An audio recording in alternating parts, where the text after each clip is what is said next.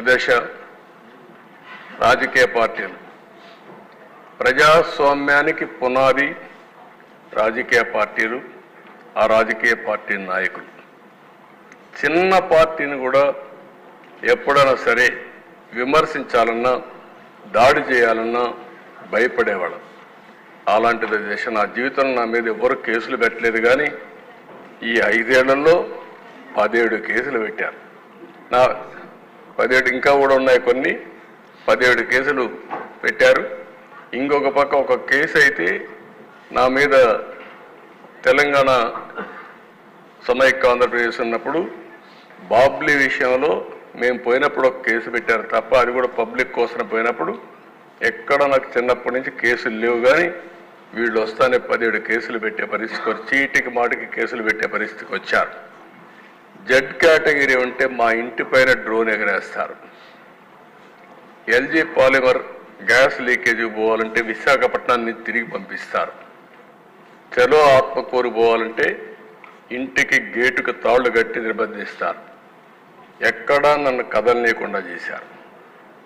ఇకపోతే పవన్ కళ్యాణ్ గారు, ఆయన మీద 7 కేసులు పెట్టారు.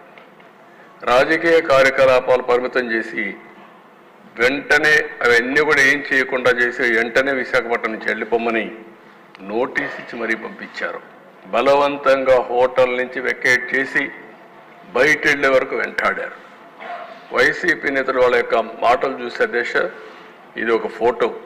ఆయన కోపం వచ్చి ఏదైతే నన్ను అరెస్ట్ చేసే మునుపు నేరుగా వస్తా ఉంటే వీళ్ళు అడ్డం పడితే రోడ్డు మీదనే పడుకొని నిరసన తెలియజేసే పరిస్థితికి వచ్చామంటే ప్రజాస్వామ్యంలో ఎంత దారుణంగా ఉందో మనం అర్థం చేసుకోవాల్సిన అవసరం ఉంది. ఇవన్నీ అధ్యక్ష, ఆ తాళ్ళుగడ్డ అన్నీ మీకు చూపించాం. నెక్స్ట్, ప్రతిపక్ష రాజకీయ పార్టీలు అణచివేసేదానికి మీరు చూస్తే ఇక్కడి నుంచి బోండా ఉమా గారు ఉన్నారు. ఇంకో పక్క ఆనాటి ఎమ్మెల్సీ బుద్దా వెంకన్న మాచర్లకు వెళ్ళారు. కిషోర్ని ఒక అడ్వకేట్. అక్కడ ఎలక్షన్ జరుగుతున్నాయి. నామినేషన్ సక్రమంగా వేయించడం కోసం వెళ్తే వీళ్ళ మీద దాడి చేసి కడాన వాళ్ళు ఎవ్వరూ సెక్యూరిటీ ఇవ్వకపోతే ఎక్కడో ప్రకాశం జిల్లా అవన్నీ తిరిగి తప్పించుకొని ఫైనల్గా విజయవాడకు వచ్చే పరిస్థితి తీసుకొచ్చారు. ఇంకొక పక్కన మీరు చూసే దిశ, లోకేష్ జనరల్ సెక్రటరీగా ఆయన పాదయాత్ర చేస్తే యువగళం ముందు పోతే మైక్ ఇవ్వకుండా, కనీసం బెంచ్ కూడా ఇవ్వకుండా, కూర్చోనియకుండా వెంటాడే పరిస్థితికి వచ్చారు. రాజమండ్రిలో గోదావరి వంతెన మూసేశారు. ఇది కొత్త విధానాలకు శ్రీకారం చుట్టారు.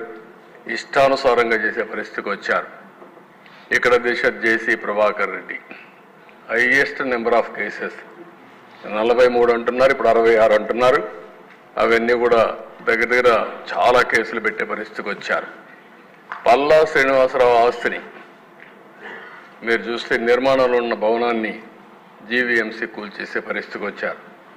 అవన్నీ అట్రాసిటీ చేశారు కాబట్టి మన ఎలక్షన్లో హైయెస్ట్ మెజారిటీ స్టేట్లో వచ్చిందంటే పల్లా శ్రీనివాస్కి వచ్చే పరిస్థితి వచ్చింది. అంత మునుపు మన పవన్ కళ్యాణ్ గారు కూడా అక్కడ పోటీ చేశారు కాబట్టి అది కూడా ఆయనకు ఉపయోగపడింది. ఇద్దరు మెజారిటీ, బ్రహ్మాండమైన మెజారిటీ వచ్చే పరిస్థితి వచ్చింది. శ్రీమతి ఆదిరెడ్డి భవాని కుటుంబం చిట్ ఫండ్ వ్యాపారం, ఆ వ్యాపారాన్ని దెబ్బతీయడానికి వాళ్ళ మామైనటువంటి అప్పారావుని మన ఎమ్మెల్యే రాజమండ్రి వీళ్ళని అరెస్ట్ చేసే పరిస్థితికి వచ్చారు. జైల్లో పెట్టే పరిస్థితికి వచ్చారు. పత్తిపాటి పుల్లారావు ఎన్నికల్లో అడ్డంకులు సృష్టించడం కోసం ల్యాండ్ పోలింగ్ కింద ఒక ఇది ఉంటుందని మీరు చేసి కొడుకును అరెస్ట్ చేసే పరిస్థితికి వచ్చారు. ఇంకొక పక్కన పులివెందల్లో ప్రతిపక్ష నాయకుడి పైన, ఈరోజు ప్రతిపక్ష నాయకుడు కూడా కాదు, ఆనాటి ముఖ్యమంత్రి పైన పోటీ చేసిన అభ్యర్థి రవీంద్రనాథ్ రెడ్డి కేసు పెట్టి జైల్లో పెట్టారు. ధూళిపాల నరేంద్ర సంఘం డైరీలో అవకతవకలు జరగకపోయినా జరిగినాయని కేసులు పెట్టి జైల్లో పెట్టే పరిస్థితికి వచ్చారు. కోన రవికుమార్ ప్రభుత్వ అధికారులపై దాడి చేశారని కేసులు పెట్టారు. చంద్రమోహన్ రెడ్డి ఫోర్జరీ కేసు నమోదు చేసి ఆ కేసు మీద ఆయన దేశంపై అరెస్ట్ చేసే పరిస్థితికి వచ్చారు. అదృష్టవశాత్తు అరెస్ట్ కాకుండా బయట వచ్చాడు. గౌతు శిరీష, పంచమర్తి అనురాధ, శ్రీమతి భవానీ, ఆదిరెడ్డి భవానీ సోషల్ మీడియాలో ఎన్ని అసభ్యకర ఇది పెట్టాలని అన్ని పెట్టారు. కానీ ఎన్నిసార్లు చెప్పినా యాక్షన్ కూడా తీసుకోలేని పరిస్థితి.